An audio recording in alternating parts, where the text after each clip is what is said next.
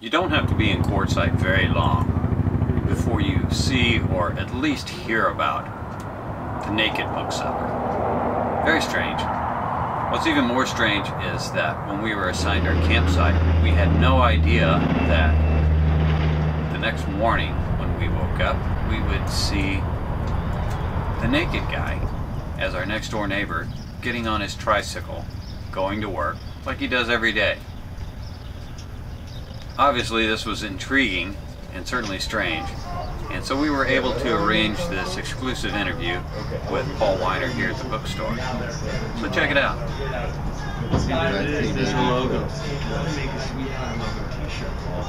Well, let me take you back to your performance. And this is also a lifestyle, right? Oh, my whole life has been a lifestyle. So this is not just a stage character. Faced with a challenge as a nudist, how do you make a living?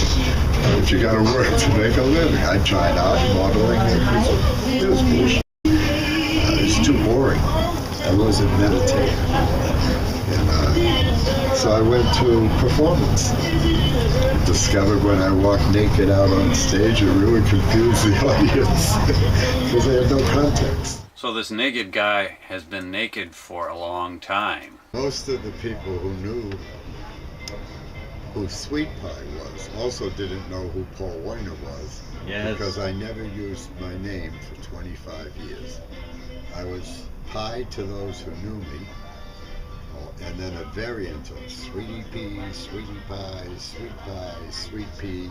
Anything they could remember similar to the name I had given myself.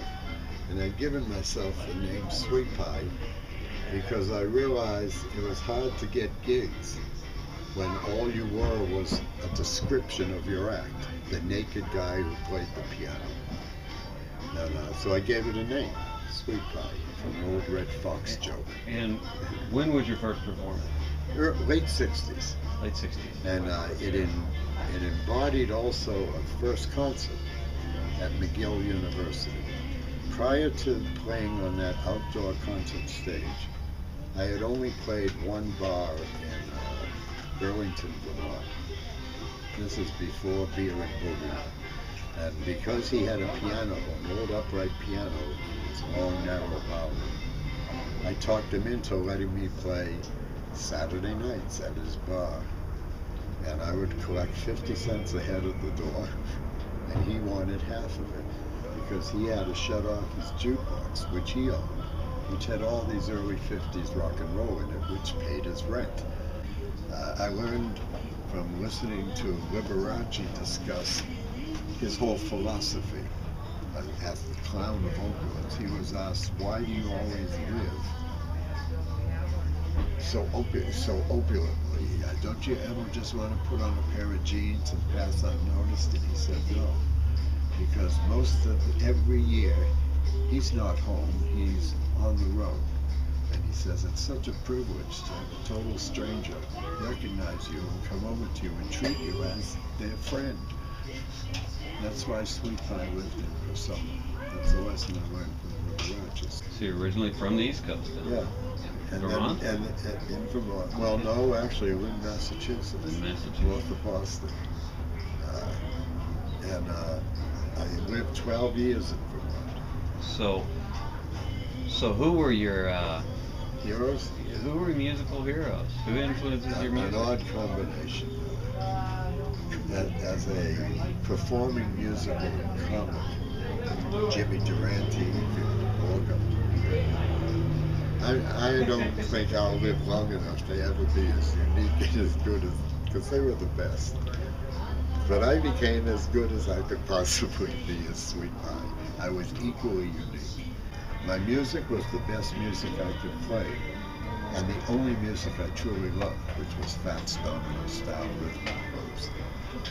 I wanted to be a Fats Domino as a little kid. I lived my dream as Sweetpie for 25 years, and I'm going to, I think, be able to live the rest of the dream, and that's to continue it for a lifetime till I die on stage doing it. So I became a stripper.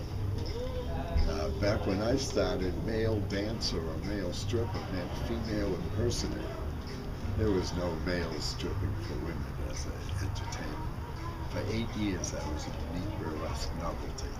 My federal court case opened up the male exotic entertainment industry. I was a unique burlesque novelty until I won my federal court case against the state of Vermont, who had taken the determined step to outlaw by arbitrary declaration Sweetpie, in quotes, as an obscene, lewd, indecent act and or individual, and the presence of any, quote, sweet pie, meaning you acting like me, would be reason for immediate revocation of any beverage license permanently, and also the closure of any publicly licensed event. So not only I was did branded. you have this stage name, but a sweet pie became someone who performed naked. I was naked. Were you a term? Was your stage name actually? Did it become a term? Sweet pie? Yeah. Well, Vermont put it in quotes, meaning if someone decided to do what I do, they gave it a name. My name became, in a sense, a criminal act. I took them to federal court. And the American Civil Liberties Union took my case. So the federal government, tax money, paid a 6-month court case in federal court. I won. So what year was this? That was the early 70s. The early 70s. Yeah, in Burlington Federal Court.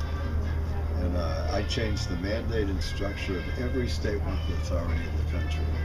In a sense, my case opened up a whole industry, because male dancers started 6 months after I won in federal court. I also won the freedom of speech case.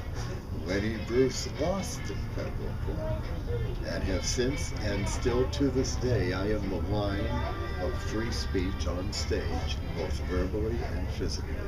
The show was me as Paul Weiner was a performance artist named Sweetpie.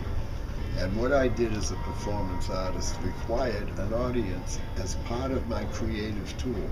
I could never create the songs to the degree I did, or any of the comedy, without an audience for me to respond in relationship to.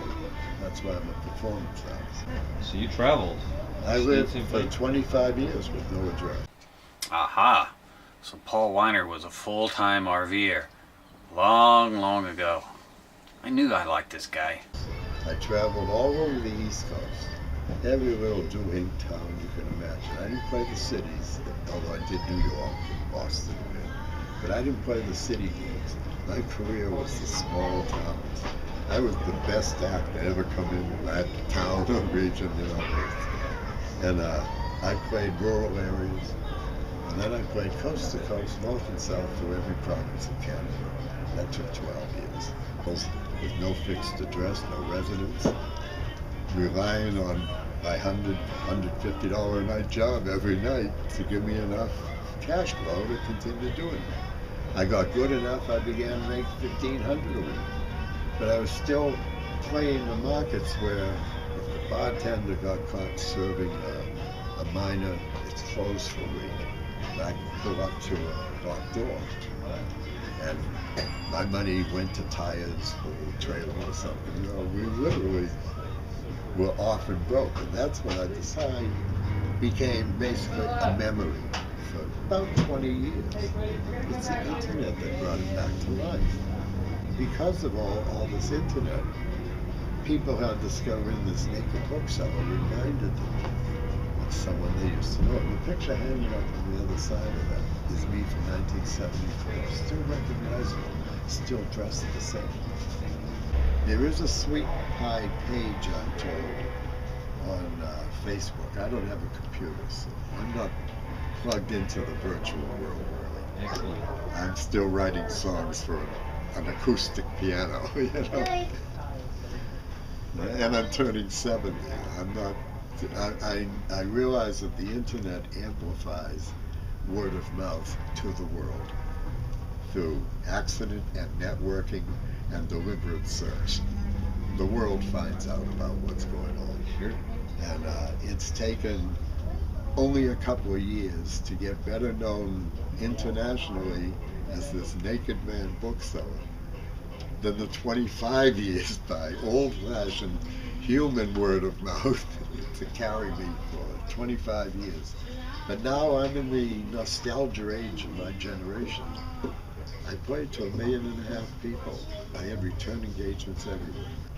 Had I worn clothes, I probably would have never been able to have played well enough to attracted attention to my music, because I was a primitive self-taught musician. I was not a musician, I was a piano thumper.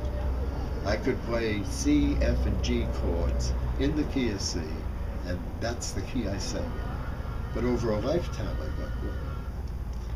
And Count Basie was coming to Sweetpie shows because I had an original left-hand shuffle boogie signature. It was original because I could copy people like him. I now perform as Paul Weiner for general audience.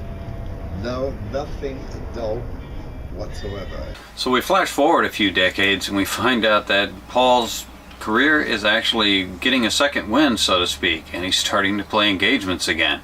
So we had to check out one of his venues. Well, I'm going to take this piano to the Colorado River, and I'm going to give her an opportunity to prove she can swim.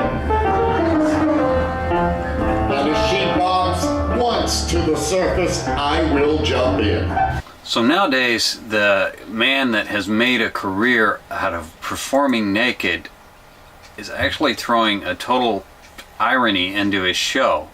And that irony being that he plays the entire show off of the fact that he is wearing clothes. Sound like a sport. This should turn out to be the Windsor knot. So it's a strange comedy music thing. I'm singing better than I used to. So my voice deepened and it got stronger. I never took lessons to do any of that. It's a bright bread. I ate so much chili, I'm hot as hell and not dead. Chili, chili, chili. Burns going down. Burns coming out. Yeah, it's chili and Quartzsite. That's what my boogie's all about. We'll be a new chili festival. Paul has had no lack of adversity in his life. He lost his daughter quite a few years back and spent a long time recovering from that. And that's where he says he found his real blues. When Celia died, we discovered this town was really a wonderful town to live in. And you had been here in Quartzsite for how long? I guess we were here for 3 or 4, about 4 years, 5 years. We're still selling the swap meets in a little tent. The town was just amazed us because we were nobody and nothing to the town in our identity. Once she started school, we discovered the town. The town liked us. Joanne got very active with the first PTA. They just liked us and they loved Celia. And when she passed on, even though the town was feuding at the time, the political feuding going on, everything stopped for a while. Hundreds of people were at the church. The Gardens is in memory of Celia. The Gardens is an amazing way that hundreds of people have been able to touch into themselves and remember people important to Quartzsite and to them in the Gardens. It's a no-structured memorial gardens. There's a desert botanical gardens in the park. But each person can design their own area. It's like a patchwork quilt of memories. And eventually there'll be so much stuff out there that even I expect we will be able to get a brown sign